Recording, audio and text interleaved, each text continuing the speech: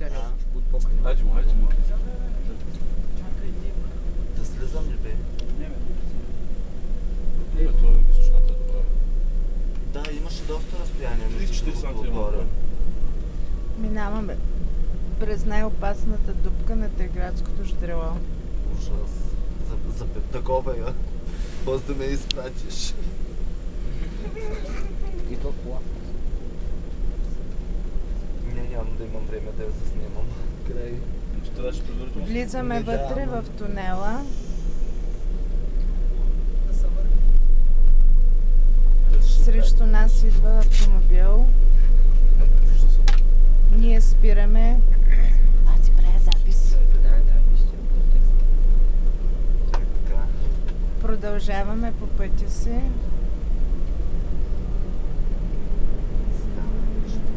Пъплим с ужасно малка скорост. Вот ни. Излизаме от тунела. Уникалната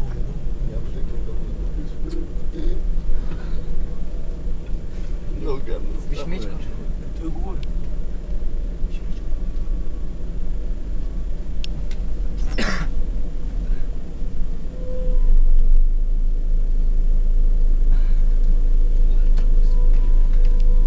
движим се с километър в час.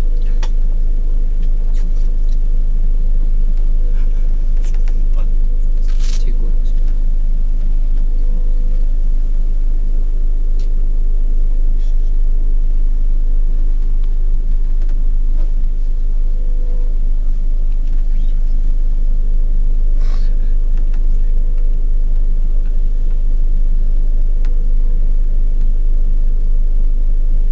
Пътят е еднолентов.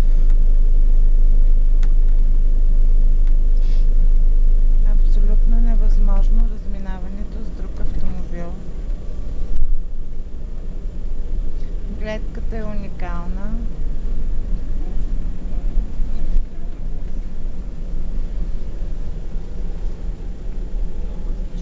От едната страна е пропаст, от другата страна са скалите, извисяваща снега, не помня на колко метра.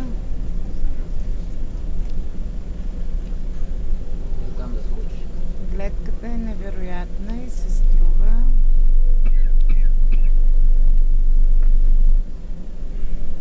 Чакай, че правя пожаргасител.